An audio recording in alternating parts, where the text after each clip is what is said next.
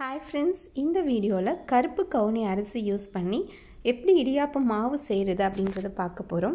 அதுக்கு வந்து முதல் நாள் நைட்டே பாத்தீங்கன்னா கருப்பு கவுனி அரிசி இது வந்து பச்சரிசியில செஞ்சாதான் வந்து கரெக்ட்டா உங்களுக்கு வரும். அத வந்து நைட் வந்து ஒரு 7 hours போல ஊற வச்சிருக்கேன்.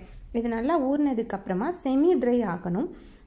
ஒரு துணியில வந்து நீங்க விரிச்சு விட்டு அதை நல்லா காய வச்சிடணும். ஓரளவுக்கு செமி ட்ரையாக இருக்கணும், அவ்வளோதான். ஈர அரிசின்னு சொல்லுவாங்களே அது மாதிரி இருக்கும்போது நீங்கள் மெஷினில் அரைச்சிட்டு வந்துட்டு அதை வந்து ஆவியில் வந்து நீங்கள் வேக வச்சு எடுக்கணும். ஆவியில் வேக வச்சு எடுத்ததுக்கப்புறமா திரும்பவும் நீங்கள் நல்லா காய வச்சுட்டு அதை வந்து ஒன்று மிக்சியில் அரைச்சி நீங்கள் ஜலிக்கலாம். அப்படி இல்லைன்னா நீங்கள் வந்து மெஷினில் அரைச்சிட்டு வந்து நீங்கள் ஜலிச்சு யூஸ் பண்ணலாம்.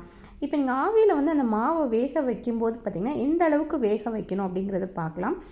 இப்போ இது மாதிரி ஒரு துணியில் வந்து நீங்கள் வேக வைக்கிறீங்க. வேக வச்சதுக்கப்புறமா இந்த துணியை வந்து நீங்கள் தட்டி பார்க்கணும். நல்லா ஹார்டாகிடணும் ஃப்ரெண்ட்ஸ் அந்த துணி. அதாவது அதுக்குள்ளே இருக்கிற மாவு வந்து பொடி பொடியாக வந்து இருக்கக்கூடாது. நல்லா எல்லாம் ஒன்று சேர்ந்த மாதிரி இது மாதிரி கட்டியாக வந்து இருக்கணும். இப்படி தட்டும்போது பார்த்திங்கன்னா ஒரு சவுண்டு நமக்கு கேட்கும். இப்போ வந்து நம்ம இந்த மாவை கொட்டிக்கலாம். கொட்டும் போதே பார்த்திங்கன்னா எல்லாம் ஒன்று சேர்ந்து நல்லா வெந்து இருக்கும். தனித்தனியாக உதிரியாக வந்து வரக்கூடாது. இதுதான் வந்து கரெக்டான கன்சிஸ்டன்சி. இப்போ நம்ம ஏற்கனவே நான் சொன்ன மாதிரி காய வச்சுட்டு அதுக்கப்புறமா நம்ம வந்து மிக்சிலேயோ இல்லை மெஷின்லேயோ கொடுத்து அரைச்சி எடுத்துக்கலாம். இந்த மாவில் வந்து நம்ம இடியாப்பம், கொழுக்கட்டை, புட்டு கூட நீங்கள் செஞ்சு சாப்பிடலாம். இந்த அரிசி தேவைப்படுதுன்னா ஸ்க்ரீனில் தெரியிற நமக்கு வாட்ஸ்அப் பண்ணுங்கள் ஃப்ரெண்ட்ஸ். நம்மக்கிட்ட இந்த அரிசி மட்டும் இல்லாமல் எல்லா விதமான பாரம்பரிய அரிசிகளும் கிடைக்கிது.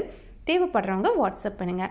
அண்ட் இந்த அரிசியை பற்றி முக்கியமாக சொல்லணும் அப்படின்னா இதில் வந்து பாரம்பரிய அரிசியிலேயே ஹையஸ்டான ஆந்தோசைனின் அப்படிங்கிற பொருள் இருக்கிற அரிசி இது எதுக்கு யூஸ் ஆகுது அப்படின்னா கேன்சரை வந்து ப்ரிவென்ட் பண்ணுது. ப்ளஸ் கல்லீரலில் தேங்கி இருக்கிற நச்சுக்களை வந்து வெளியேற்றுறதுக்கு ரொம்ப ஹெல்ப் பண்ணுது. டைப் 2 டயாபெட்டிஸ் வராமல் தடுக்குது. இதில் அதிக அளவில் பார்த்திங்கன்னா ஃபைட்டோ நியூட்ரியன்ஸுங்கிற பொருள் இருக்குது. அது என்ன பண்ணும் அப்படின்னா உடம்புல உள்ள கெட்ட கொலஸ்ட்ரால் LDL அப்படிங்கிற கெட்ட கொலஸ்ட்ராலை வந்து ரொம்பவே குறைச்சி நல்ல கொலஸ்ட்ராலோட அளவை வந்து நல்லா கூட்டுது. அதனால இது வந்து வெயிட் லாஸுக்கும் ஹெல்ப் பண்ணுது, ஹார்ட்டுக்கும் ரொம்ப சப்போர்ட்டிவாக இருக்குது.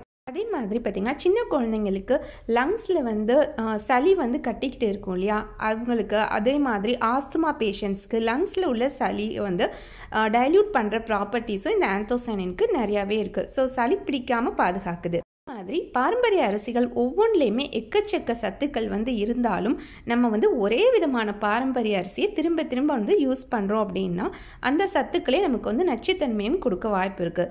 ஸோ நீங்கள் என்ன பண்ணலாம் அப்படின்னா நிறைய விதமான பாரம்பரிய அரிசிகளை வச்சுக்கிட்டு ஒவ்வொரு நாளும் ஒவ்வொரு அரிசி வந்து நீங்கள் யூஸ் பண்ண ஆரம்பிக்கலாம். ஹோப் இந்த வீடியோ உங்களுக்கு எல்லாத்துக்கும் யூஸ்ஃபுல்லாக இருக்கும்னு நம்புகிறேன் ஃப்ரெண்ட்ஸ். இன்னும் நிறைய பாரம்பரிய அரிசிகள் பற்றி தெரிஞ்சுக்கணுமா நம்ம சேனலை இப்போவே சப்ஸ்கிரைப் பண்ணுங்கள். இன்னொரு இன்ட்ரெஸ்டிங்கான vlogல சந்திக்கலாம்.